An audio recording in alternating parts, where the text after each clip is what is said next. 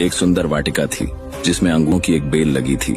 वहाँ रोज एक चिड़िया आती और मीठे अंगूर चुन चुन कर खा जाती और अधपके और खट्टे अंगूरों को नीचे गिरा देती। माली ने चिड़िया को पकड़ने की बहुत कोशिश की पर वह हाथ नहीं आई। हताश होकर एक दिन माली ने राजा को यह बात बताई। यह सुनकर भानु प्रताप को आश्चर्य हुआ।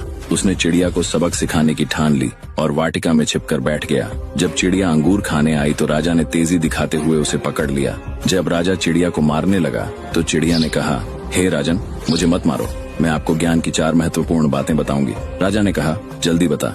चिड़िया बोली, हे राजन, सबसे पहले तो हाथ में आए शत्रु को कभी मत छोड़ो। राजा ने कहा, दूसरी बात बता।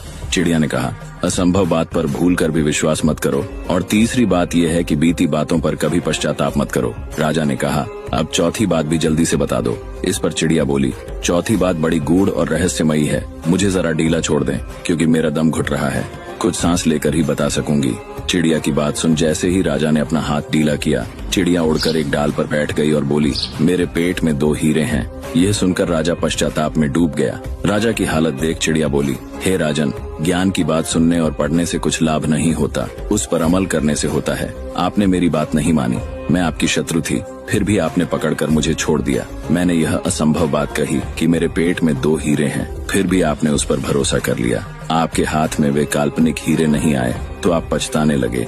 उपदेशों को जीवन में उतारे बगैर उनका कोई मोल नहीं।